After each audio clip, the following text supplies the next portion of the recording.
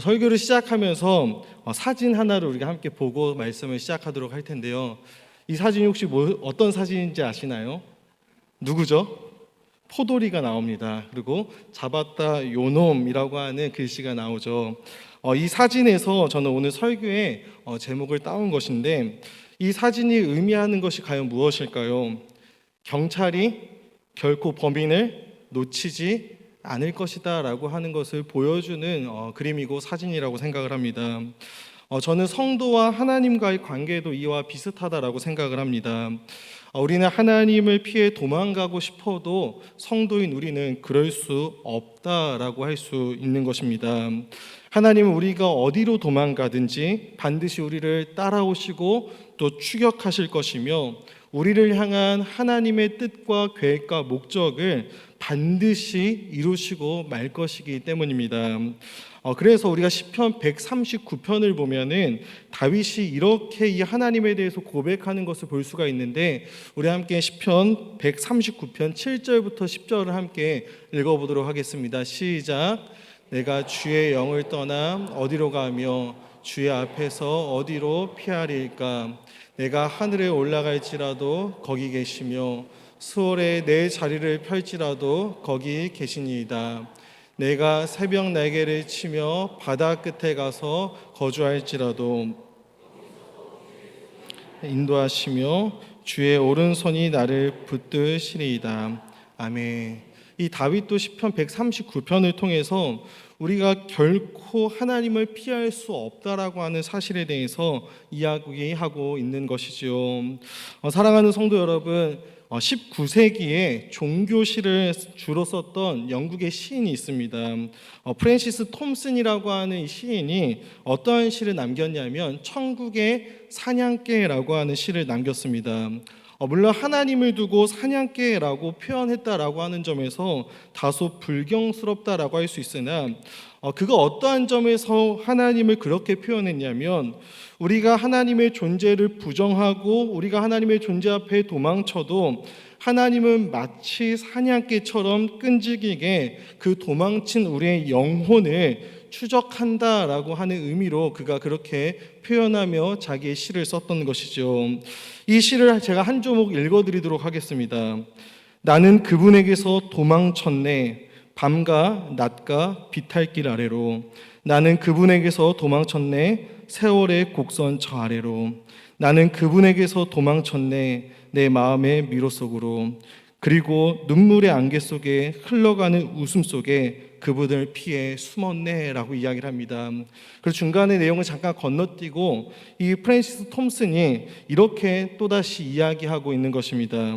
시는 서두르지 않고 흐트러지지 않는 걸음걸이로 장엄한 긴박함으로 도망친 영혼을 쫓는다 라고 그의 시 천국의 사냥개라고 하는 시를 그가 썼던 것입니다. 방금 제가 말씀드린 이 세 가지, 잡았다 요놈, 그리고 두 번째 139편의 다윗의 시, 그리고 방금 이야기했던 이 프랜시스 톰슨의 천국의 사냥개, 이 모두의 내용이 저는 오늘 우리가 함께 읽은 본문에 나와 있는 우리 하나님의 모습과 상당히 흡사하고 또 유사하다라고 생각을 합니다. 오늘 우리가 함께 요나서 1장 1절부터 7절까지의 말씀을 읽었는데, 이 요나서 1장은 하나님께서 요나라고 하는 이 선지자를 부르시는 장면으로 이 이야기가 시작되고 있습니다. 우리 1절과 2절의 말씀 다시 한번 봉독하도록 하겠습니다. 시작. 여호와의 말씀이 아미떼의 아들 요나에게 임하니라. 이르시되 너는 일어나 저 큰 성읍 니느웨로 가서 그것을 향하여 외치라. 그 악독이 내 앞에 상달되었음이니라 하시니라 라고 이야기를 합니다. 하나님께서 이 요나에게 니느웨로 가서 하나님의 말씀을 외치라 라고 말씀하십니다. 그들의 죄악에 대해서 외치라고 말씀하시는 것이죠. 그런데 이 말씀은 당시 히브리 사람들, 특별히 이 요나서를 읽고 있는 독자들에게는 상당히 충격적인 메시지가 되었던 것입니다. 우리는 그냥 하나님께서 요나에게 니느웨로 가라고 하셨구나 라고 하는 정도로 생각할 수 있겠지만, 이 유대인들에게, 이 히브리 사람들에게 이 메시지는 상당히 충격적인 메시지였다라고 하는 것이죠. 왜냐하면 첫 번째로는 이스라엘의 선지자에게 이스라엘을 떠나서 이방 도시로 가라라고 하는 부름이었기에 이것은 충격적이었습니다. 요나 이전까지 선지자들은 하나님의 백성들에게만 보냄을 받았던 것입니다. 예레미야와 또 아모스와 또 이사야가 이 이방 나라들에게 주시는 몇몇 예언의 말씀을 그들이 선포하고 전하기는 했지만 그 중에 누구도 다른 나라에 직접 가서 설교를 하고 하나님의 말씀을 전하도록 부름을 받지는 않았던 것이죠. 이 요나에게 주어진 하나님의 사명은 이전에 전례가 단 한 번도 없었던 일이었던 것입니다. 이스라엘의 선지자가 이방 땅으로 넘어가서 하나님의 말씀을 전하는 것이죠. 그래서 그들에게 이것이 충격적이었다라는 거예요. 두 번째는 이 이스라엘의 하나님이 이 아수르 제국의 수도였던 니느웨의 임박한 멸망을 경고하기를 원하신다라고 하는 것이 더욱 충격적인 사실이었던 것입니다. 이 아수르라고 하는 제국은 고대에서도 매우 잔인하고 매우 폭력적인 제국이었습니다. 이 아수르 왕들은 그들의 군사적인 승리의 결과를 기록을 해두었는데 평원이 시체들로 질비합니다. 그 도시들이 완전히 불탄 것을 그들이 흡족해하고 있다라고 하는 내용으로 가득 차 있는 것이죠. 이 아수르 왕 중에 살마넷의 3세는 적들에 대한 고문과 또 사지를 절단하는 것, 그리고 그들의 목을 베는 이 장면들을 커다란 돌기둥의 부조로 소름 끼치게 자세하게 묘사한 것으로 유명한 왕이었던 것이죠. 이 아수르인들은 적들을 사로잡은 다음에 어떻게 하냐면 두 다리를 자릅니다. 그리고 한쪽 발을 자르는 것이죠. 그런데 한쪽 손을 남겨둔 이유가 뭐냐면 이 죽어가는 희생자의 손을 잡고 조롱하기 위해서 두 다리를 자르고 한쪽 팔을 자르지만 한쪽 손을 남겨놨다라는 거예요. 그들은 희생자의 친구와 가족들에게 이 사랑하는 사람의 잘린 머리를 장대에 매달고 행진하게 만들기도 했습니다. 포로들의 혀를 잡아 뺐고 밧줄로 그들의 몸을 잡아당겨서 산채로 가죽을 벗기기도 했던 것이죠. 그리고 그 가죽을 성벽에 전시하기도 했습니다.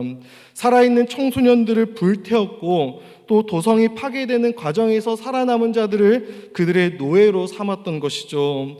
그래서 이 당시에 아수르 민족을 부르는 명칭이 있었는데 바로 오늘날로 이야기하면 테러 국가라고 하는 명칭이었던 것입니다. 그리고 이 아수르 제국은 이스라엘의 예후왕 통치 기간에 이스라엘에게 막대한 조공을 부과하기를 시작합니다. 그래서 요나의 생애 내내 이 유대인들의 왕국을 괴롭혔던 제국이 어디냐라고 했을 때 이 아수르라고 하는 제국이었던 것이죠. 그리고 기원전 722년에 결국 북왕국 이스라엘과 이 사마리아를 그들이 침공을 하였고 파괴하였던 것입니다. 그런데 지금 하나님께서 요나라고 하는 이 하나님의 선지자를 바로 이 아수르라고 하는 이 아수르의 수도 니느웨라고 하는 도성으로 보내시려 한다라고 하는 것이죠. 이것이 유대인들에게는 상당히 충격적인 메시지가 되었다라는 거예요. 그런데 무엇보다도 이것은 요나 선지자 자신에게 가장 큰 충격적인 메시지가 되었습니다. 우리는 요나의 입장을 생각하지 않은 채 요나라고 하는 선지자를 어떻게 생각할 때가 많냐면 요나는 상당히 수준 낮은 이 수준 이하의 선지자로 생각할 때가 많습니다. 하나님의 말씀에 불순종해서 도망갔던 그러한 선지자, 그래서 물고기 뱃속에 들어갔던 뭔가 평균 이하의 수준이 낮은 그러한 선지자로 우리가 이 요나라고 하는 인물을 이해할 때가 종종 있다라는 것이죠. 물론 이 불순종은 잘못이긴 하지만 이 우리가 생각하는 만큼 요나의 수준은 그렇게 낮은 선지자가 아니었습니다. 우리가 요나를 그렇게 생각하는 이유는 이 요나의 고민을 우리가 잘 알지 못하기 때문인 것이죠. 요나에게 이 메시지가 왜 충격적이었는지를 알기 위해서는 우리는 요나와 당시 요나의 시대를 이해해야 합니다. 먼저 열왕기하 14장 25절에 보면은 아미떼의 아들 요나가 나옵니다. 우리 함께 읽어보도록 하겠습니다. 시작.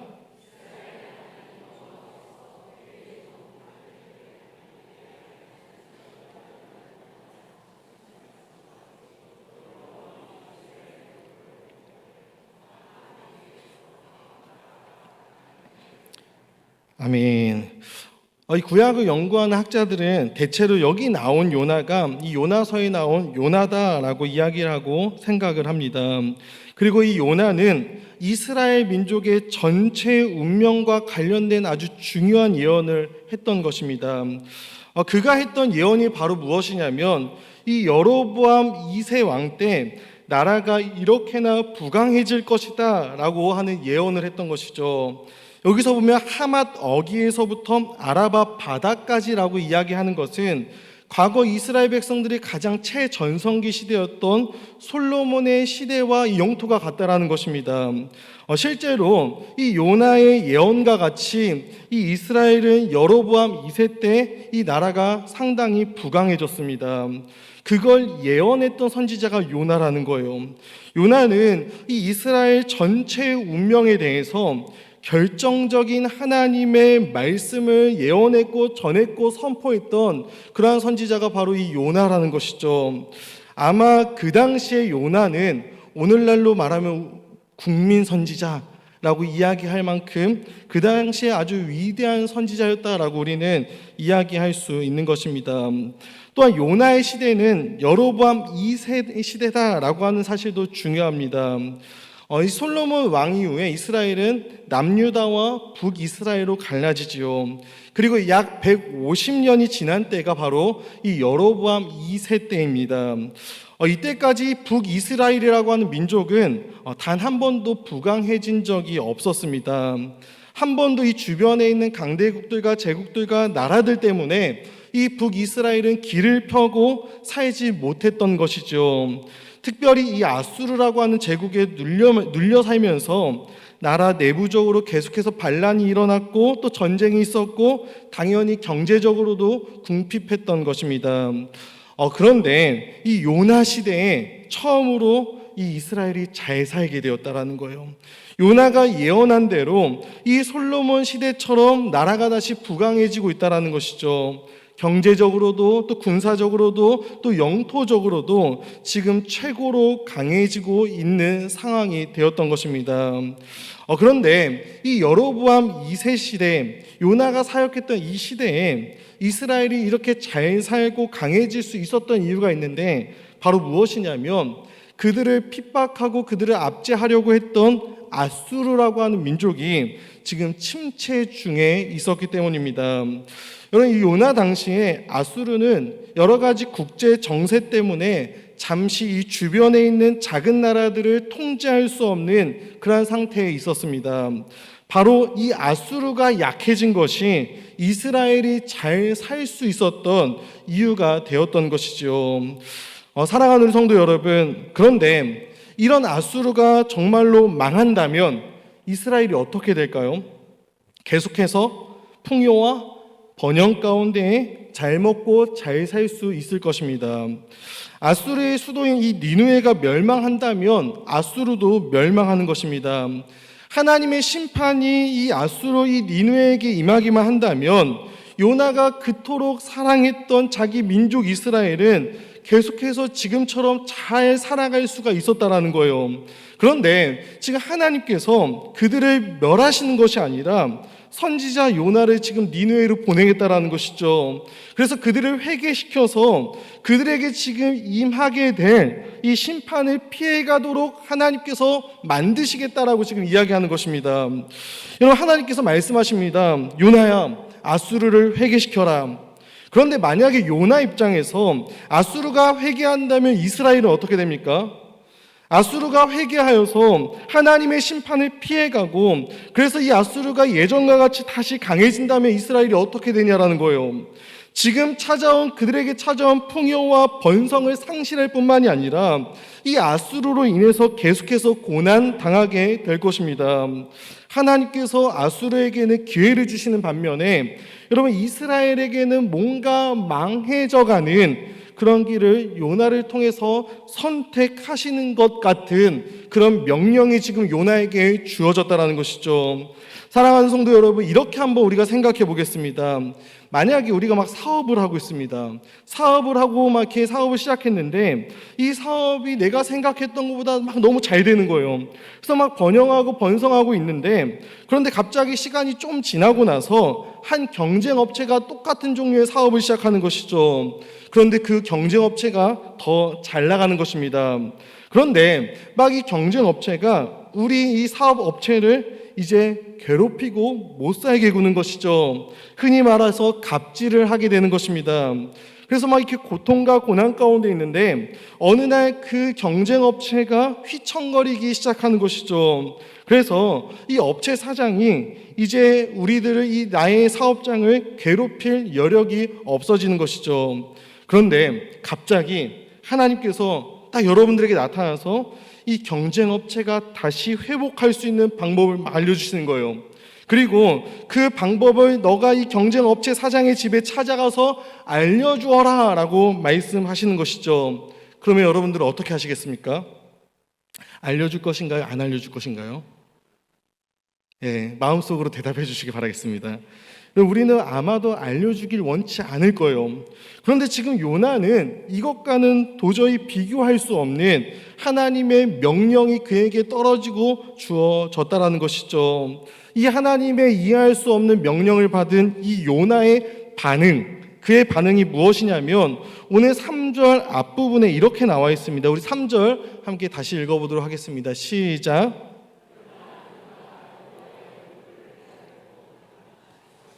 도망하려 욥바로 내려갔더니 배를 만난지라 여호와의 얼굴을 피하여 그들과 함께 다시스로 가려고 뱃삭을 주고 배에 올랐더라. 이 3절 서두를 보면 이렇게 이야기를 합니다. 그러나 요나가 여호와의 얼굴을 피하려고 일어나 다시스로 도망하려 하여 욥바로 내려갔더니 지금까지 자신의 뜻과 자신의 생각과는 다른 하나님의 말씀이 그에게 주어졌습니다. 요나가 그래서 어떻게 하지요? 하나님의 뜻과 하나님의 말씀보다는 자기의 뜻과 자기의 생각을 이제 고집하기 시작합니다. 그런 요나가 했던 선택이 무엇이냐면 오늘 보면 3절에 이렇게 이야기를 하고 있죠. 다름 아니라 여호와의 얼굴을 피하려고 다시스로 도망갔다라고 이야기를 합니다. 그런데 여기서 참 신기한 표현인 것 같습니다. 여호와의 얼굴을 피하려고입니다. 어디서 많이 우리가 들어본 듯한 표현이 되는 것입니다. 여러분 우리가 성경의 맨 앞으로 넘어가서 창세기 3장 8절을 보면 이렇게 이야기를 하는데 한번 읽도록 하겠습니다. 시작. 여호와의 하나님의 소리를 듣고 아담과 그의 아내가 여호와 하나님의 낯을 피하여 동산 나무 사이에 숨은지라. 아멘. 여러분 여호와 하나님의 무엇을 피해서 아담과 하와가 지금 동산 나무에 숨었죠? 낯을 피하여 여호와 하나님의 얼굴을 피하려고 아담과 하와가 지금 도망간 것입니다.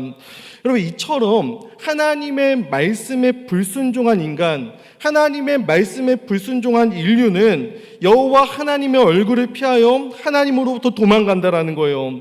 여러분 요나도 마찬가지였습니다. 그는 위대한 예언을 했던 이스라엘의 국민 선지자였고 그 민족을 사랑하는 선지자였지만 하나님의 말씀에 대하여 그가 불순종하자 그는 여호와 하나님의 얼굴을 피하여 지금 도망가고 있다라고 이야기를 하고 있는 것이죠.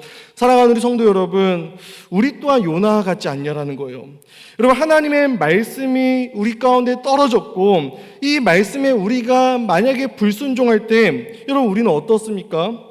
하나님을 피하여 도망가고 싶진 않냐라는 거예요. 내가 자꾸만 걸려지는, 넘어지는 죄의 문제가 있습니다. 그런데 하나님의 말씀이 선포되는 자리에서 그 말씀을 듣거나 내가 읽거나 내가 묵상하다가 내가 지금 즐겨 짓고 있는 죄를 하나님께서 미워하시고 싫어하신다라고 하는 사실도 우리가 알게 되는 것이죠. 이게 잘못이라는 것도 내가 알겠고 이러면 안 된다라고 하는 것도 내가 알겠습니다. 그런데 무엇입니까? 하나님의 말씀을 내가 따르기가 싫은 거예요. 그래서 계속해서 내가 원하는 대로 내 뜻대로 내가 추구하는 쾌락과 욕심과 정욕에 따라서 내가 살아가고 싶다라는 것이죠. 그래서 우리가 선택하는 방법이 무엇일까요? 여호와 하나님의 얼굴을 피하여 도망간다라는 것이죠. 말씀이 들려지는 자리에 가지 않습니다. 교회에 와도 말씀이 전해지는 시간에 귀를 열어두지 않고 닫는다라는 것이죠. 말씀을 읽고 말씀을 묵상하려 하지도 않습니다. 왜 그럴까요? 우리도 하나님을 피하고 싶다라는 것입니다. 하나님의 낯을 피하여 하나님의 얼굴을 피하여 도망갔던 그들처럼 우리도 그러길 원한다라는 것이죠. 그런데 여러분, 그렇게 여호와 하나님의 낯을 피하고 얼굴을 피해서 도망가면 어떻게 돼야 될까요? 뭔가 일이 꼬이고 뭔가 잘못되어야 되는데 뭔가 막 잘 맞아떨어지기 시작하는 것이죠. 그리고 여기 보면 아주 재미난 표현이 또 하나가 등장합니다. 3절에 보면은 이런 표현이 있습니다. 마침이라고 하는 표현이 있어요. 마침. 다시스로 도망가려고 욥바로 내려갔는데 욥바로 내려가 보니까 뭐가 있는 것이죠? 마침 다시스로 가는 배가 있다는 거예요. 마침. 여러분, 마침 우연인 것 같지만 이것은 우연이 아닌 것이죠. 여러분, 하나님께서 마침 배를 준비해 놓으셨습니다. 여러분, 우연을 가장한 하나님의 필연이라고 하는 것을 요나서는 이 마침이라고 하는 말로 우리에게 지금 표현해 내고 있는 것이죠. 사랑하는 우리 성도 여러분, 우리도 여호와 하나님의 얼굴을 피하여 도망가면 막 우리의 삶이 꼬여야 되는데 때로는 그렇지 않을 때가 있다라는 거예요. 여러분, 아니 그럴 때가 더 많은 것 같습니다. 여러분, 우리가 코로나를 겪으면서 우리에게 찾아온 큰 변화 중에 하나가 무엇인지 아십니까? 바로 온라인 예배가 시작됐다라는 것입니다. 그래서 이 온라인 예배가 없었을 때는 우리가 옛날에 교회를 한 주 안 나오면 뭔가 큰일이 나는 줄 알았어요. 그런데 이 온라인 예배를 드리고 교회를 안 나갔는데 큰일이 나나요? 안 나요. 별일이 없는 거예요. 그리고 나서 언제 내가 이 온라인 예배조차도 안 드렸는데 그래도 아무 문제가 없는 것이죠. 그리고 오히려 이 주일에 예배를 안 드렸더니 무엇이 생기냐면 마침 재미난 일들 우리 가운데 일어난다는 것이죠. 교회를 안 나가니까 마침 내가 할 수 있는 것이 너무나도 많다라는 거예요. 마침 내가 오랫동안 만나지 못했던 친구들과의 약속이 생기고, 마침 내가 밀렸던 드라마를 보고 막 유튜브를 볼 수가 있고, 마침 내가 잠이나 휴식을 취할 수 있게 되는 일들이 우리 가운데 펼쳐지는 것을 우리가 지난 몇 년 동안 경험했다라는 것입니다. 마침 여호와의 얼굴을 피하여 도망갈 수 있는 길이 우리에게 막 계속해서 생겨나는 것이죠. 그런데 그랬던 그 요나의 결과가 과연 무엇입니까? 여러분, 우리가 요나서 1장을 보면은 이 1장에 자주 표현하고 등장하는 단어가 있습니다. 여러분, 3절에 보면 욥바로 내려갔다라고 하는 표현이 있고 뱃삭을 주고 배에 올라갔다라고 하는 표현이 되어 있는데 이것도 원어로 보면 배에 내려갔다라고 하는 표현입니다. 그리고 5절에 가보십시오.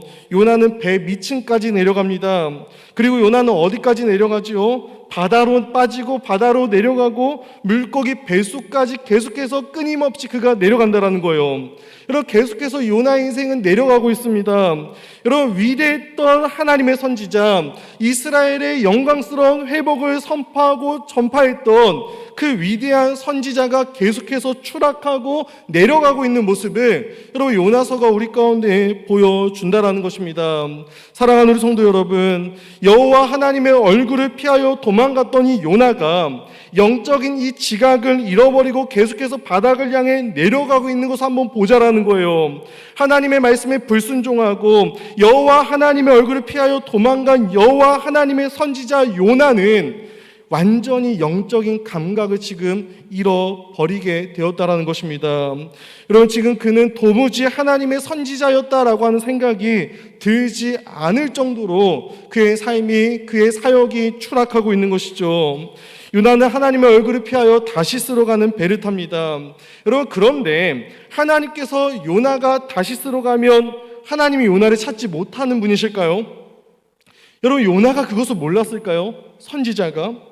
여러분, 다시스로 가도 하나님을 피할 수 없다라고 하는 것이 상식입니다. 여러분, 선지자로서 그것이 상식이라는 거예요. 그런데 지금 그 하나님의 선지자, 그것도 북이스라엘에 대한 위대한 예언을 했던 이 요나 선지자가 지금 그것조차도 생각해내고 있지 못하다라는 것입니다. 여러분, 요나는 지금 하나님의 눈을 피하겠다고 다시스로 가는 배를 탑니다. 그리고 그 이후에 여러분, 요나가 하는 행동들 하나하나를 보면은 도무지 선지자스럽지가 않아요. 여러분, 하나님께서 계속해서 다양한 사인을 요나에게 주시는데 그가 다 무시합니다.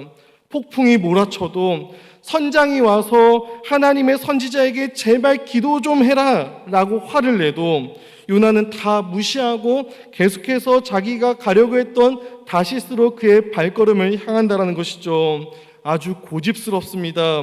도무지 하나님의 말씀을 들으려 하지도 않습니다. 여러분, 이것이 바로 영적인 감각을 잃어버린 이 선지자 요나의 비참한 모습이고 끊임없이 내려가는 모습이며 고집스러운 모습이 되는 것이죠. 사랑하는 우리 성도 여러분, 저는 우리도 이 요나와 같을 수 있다라고 생각을 합니다. 하나님의 말씀에 우리가 불순종하고 하나님의 얼굴을 피하여 도망가면 여러분, 우리 또한 영적인 눈이 어두워지는 것이죠. 여러분, 영적인 눈이 우리 가운데 어두워지고 이 영적인 방향 감각을 우리가 잃어버리면 우리의 신앙의 이력들조차 다 소용이 없습니다. 여러분, 내가 이제껏 어떤 훈련을 받아왔고 내가 어떠한 직분이 있고 내가 어떠한 봉사를 교회에서 많이 한다 한지라도 여러분, 우리의 영적인 눈이 어두워지고 이 시력이 상실되면 여러분, 우리에게는 아무 소용이 없다라는 거예요. 심지어 사역자들도 마찬가지입니다. 여호와 하나님의 얼굴을 피하여 도망가면, 그래서 우리의 영적인 눈이 가려지면 결국에 우리는 다 이상해진다라는 것이죠. 여러분, 영적인 눈이 우리 가운데 어두워지면 우리는 누구의 말도 듣지 않습니다. 내 고집대로 하고 결국에는 내가 하고 싶은 대로 하고 만다라는 것입니다. 누구의 소리도 안 듣는 것이죠. 사랑하는 제 가족 여러분들, 요나가 언제부터 그랬습니까? 하나님의 얼굴을 피하여 도망갈 때부터 그는 영적으로 어두워지게 된 것입니다. 이렇게 영적으로 추락한 요나, 하나님의 얼굴을 피해 도망가 버린 요나, 내려갈 때까지 내려가 버린 이 선지자 요나를, 그런데 우리 하나님께서 과연 어떻게 하실까요? 여러분, 배 가장 밑바닥에 잠이나 자고 있는 이 선지자 요나, 영적인 감각을 완전히 잃어버린 이 고집불통의 요나를 과연 오늘 말씀에서 우리 하나님께서 어떻게 그를 다루고 계시냐라고 하는 것을 우리는 또한 발견하고 볼 수 있어야 하는 것입니다. 하나님께서 요나를 어떻게 하실까요? 포기하지 않으십니다. 그래서 하나님은 이 선지자 요나를 가만히 내버려 두지 않으시고 이제 그분이 추격하기 시작하십니다. 여러분, 이게 참 놀랍고 감동적이지 않습니까? 여러분, 하나님께서는 하나님의 자녀가 영적으로 내려가는 것을 결코 가만히 내버려 두지 않으신다라는 거예요. 여러분, 끝내 우리가 망하는 길로 가게 내버려 두지 않고 우리를 계속해서 하나님께서 추격하신다라는 것이죠. 여러분, 하나님은 하나님의 자녀들, 하나님께서 사랑하시는 그의 백성들, 그분의 피로 값주고 산 주님의 몸된 교회가 완전히 멸망하며 망하는 것을 절대로 허락하시는 분이 아니시다라는 것입니다. 여러분, 이것이 우리에게는 엄청난 영광이고 특권이고 명예라는 거예요. 여러분, 하나님은 도망가고 있는 요나를 이 1장에서 무섭게 추격하십니다. 여러분, 요나가 불순종할 때 처음에 요나의 뜻대로 되어져 가는 것만 같았겠죠. 마침 배가 있습니다. 별 문제 없이 다시 들어가는 것 같았습니다. 요나는 어쩌면 그렇게 내 상황이 잘 풀리면서 이 잘 풀리는 상황을 보면서 나의 선택이 맞는 거구나 라고 생각을 했을 수도 있겠죠. 그런데 아니었습니다.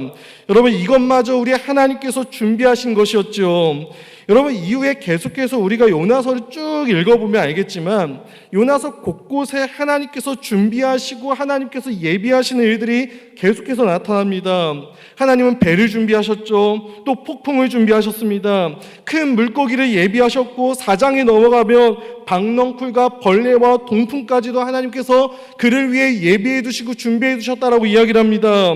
여러분, 영적으로 어두워진 이 선지자를 위해서, 영적인 감각을 완전히 잃어버린 하나님의 자녀를 위해서 하나님은 이 모든 것을 미리 준비하시고 예비시켜 두셨다라고 하는 것입니다.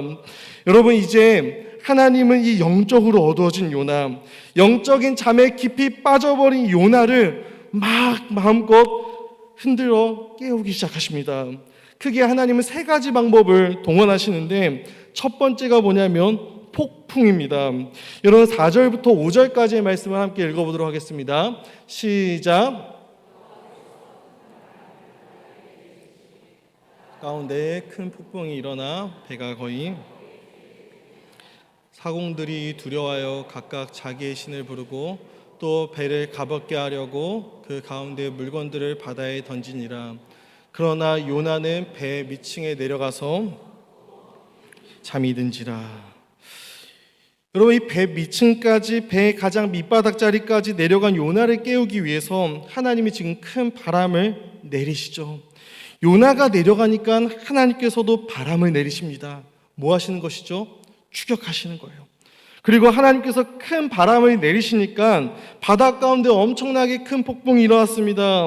여러분, 배가 깨지게 될 만큼 엄청난 폭풍이었던 것이죠. 여러분, 배 위에 사공들이 있는데 여러분, 이 사공들이 아마도 바다의 베테랑들이었을 것입니다. 그런 이 사공들이 지금 난리가 났고 사경을 헤매고 있다는 것이죠. 어떻게든 우리가 살아보겠다라고 하면서 배 위에 있는 짐들을 지금 다 바다에 던져버리고 있습니다. 그리고 지금 각각 자신들이 믿는 신을 부르고 있지요. 죽음 앞에, 지금 이 폭풍 앞에 다들 완전히 겁에 질려있는 모습인 것입니다. 그런데 요나는 뭐하고 있죠? 아직 이 배 밑에서 잠이나 자고 있습니다. 여러분, 요나의 고집도 만만치 않다라는 거예요. 그런데 요나의 이 만만치 않은 고집보다 더 고집 있으신 분이 누구실까요? 바로 우리 주님이십니다. 바로 우리 하나님이시죠. 하나님도 이 요나를 포기하지 않습니다. 그래서 하나님께서 두 번째 방식을 선택하시는데 뭐냐면 이방인 선장을 이제 요나에게 보내는 것입니다. 1장 6절을 함께 읽어보겠습니다. 시작. 자는 자여 어찌함이냐, 일어나서 내 하나님께 구하라. 혹시 하나님이 우리를 생각하사 망하지 아니하게 하시리라 하니라 라고 이야기를 합니다. 여러분, 하나님을 모르는 이방인 선장입니다. 여러분, 하나님을 알지 못하는 이방인 선장이 지금 배 밑에 잠이나 자고 있는 이 요나를 발견한 것이죠. 여러분, 배에 있는 모든 사람들이 다 이 폭풍을 견뎌내기 위해서 막 지금 발버둥 치고 있는데 아무것도 지금 하지 않고 나몰라라 잠이나 자고 있는 이 요나를 발견하고 이 선장이 지금 열이 받는 거예요. 그리고 말합니다. 자는 자여 어찌함이냐. 좀 더 격하게 말하면 뭘까요? 야, 이 자식아, 지금 네가 잠이나 잘 때냐? 자는 자여 어찌됨이냐? 그러면서 이방인 선장이 뭐라고 이야기를 하죠? 네가 믿는 하나님께 구하라. 혹시 우리를 생각하사 망하지 아니하게 하시리라 하니라 라고 이야기를 합니다. 네가 믿는 하나님께 기도하라는 거예요. 여러분, 하나님을 모르고 있는 이 이방 선장이 할 수 있는 말이 아닙니다. 여러분, 이 요나는 이 선장의 말을 지금 누구의 말로 이해해야 됐을까요? 하나님의 음성으로 깨달아야 했습니다. 왜요? 그는 선지자이기 때문이죠. 그런데도 요나는 여러분, 이 이야기를 못 들은 척합니다. 기도하지 않습니다. 사랑하는 성도 여러분, 저는 이 장면을 보면서 혹 오늘날 우리들의 모습은 아닌지 한번 생각해 보게 됩니다. 여러분, 저는 오늘날 교회를 많이들 욕하는데 여러분, 교회를 욕하는 많은 사람들 중에 물론 그냥 욕하고 싶어서 욕하는 사람들도 많겠지만 그래도 사람들의 마음속에 내심 교회는 달라야 되지 않을까라고 하는 기대감이 우리에게 있기 때문일 것은 아닐까라는 생각이 듭니다.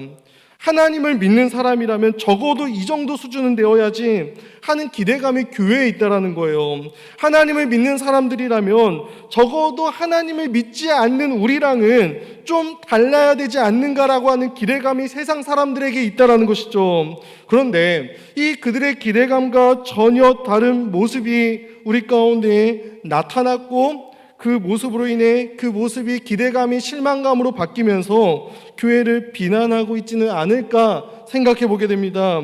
그리고 어쩌면 우리도 우리를 향한 이 비난과 비판이 그저 세상 사람들의 소리가 아니라 하나님의 경고의 메시지일 수도 있다라고 우리도 생각해 볼 필요가 있는 것이죠. 여러분, 세상은 오늘날 여전히 잠자는 교회를 향해서 이렇게 이야기합니다. 자는 자여 어찌함이냐, 제발 좀 일어나서 교회가 교회답게 살아가야 하지 않겠느냐라고 이야기한다라는 거예요. 교회여 어찌 그러고 있느냐, 교회여 어찌 회개하지 않고 있느냐, 교회여 지금 이 세상이 이렇게 혼란스럽고 이렇게 아파하고 있는데 교회여 이 어지러운 이때 언제까지 잠만 자고 있을 것인가, 언제까지 그렇게 이기적으로 그렇게 살아갈 것인가 라고 하는 이야기가 될 수도 있다는 것이죠. 사랑하는 우리 성도 여러분, 세상이 우리를 향해서 이렇게 이야기할 때 여러분, 이것이 세상의 목소리뿐만이 아니라 하나님의 말씀일 수도 있겠다라고 하는 사실을 우리는 늘 기억해야 할 것입니다. 그리고 이러한 위기 앞에서, 이러한 상황 앞에서 하나님의 도우심과 하나님의 은혜를 구할 수 있는 우리 모두가 되기를 소망합니다. 이렇게 이방의 선장을 통해서 하나님께서 요나를 흔드셨습니다. 그럼에도 불구하고 요나는 이 고집을 꺾지 않습니다. 그래서 하나님께서 이번에 세 번째 방법으로 요나를 흔드십니다. 여러분, 하나님은 더 고집스러우세요. 여러분, 하나님은 결코 요나를 놓거나 포기하거나 내버려 두지 않으십니다. 여러분, 세 번째로 하나님께서 요나를 어떻게 흔드시냐면 제비를 뽑습니다. 여러분, 제비 뽑기를 통해 요나를 모든 이들 앞에서 높이 들어 흔들기 시작하십니다.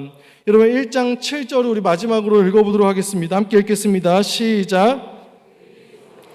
자, 우리가 제비를 뽑아 이 재앙이 누구로 말미암아 우리에게 임하였나 알아보자 하고 곧 제비를 뽑으니 제비가 요나에게 뽑힌지라. 아멘. 여러분, 이 7절을 보면은 이 7절에 아주 재밌는 표현이 하나가 있습니다. 여러분, 우리는 이 제비를 누가 뽑았다고 생각하죠? 요나가 제비를 뽑았다라고 생각을 합니다. 그런데 오늘 본문에 자세히 보면은 요나가 주어가 아니라 뭐가 주어죠?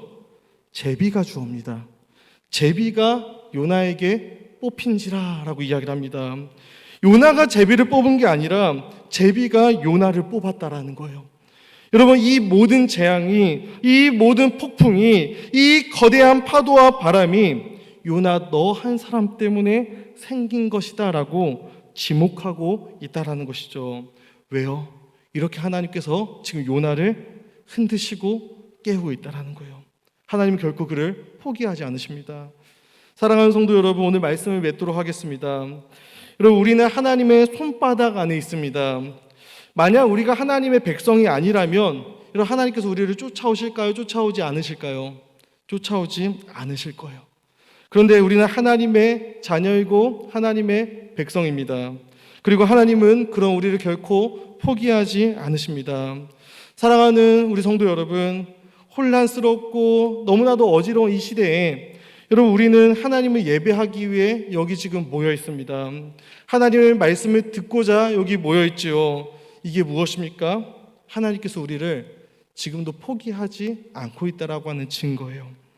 요나를 끝까지 추격하고 쫓아가셨던 그 하나님께서 지금도 우리의 인생을 추격하고 쫓아오고 계십니다. 여러분, 하나님께서 창세전부터 그리스도 예수 안에서 택하신 하나님의 백성들을 결코 포기하는 법이 없다라는 것이죠.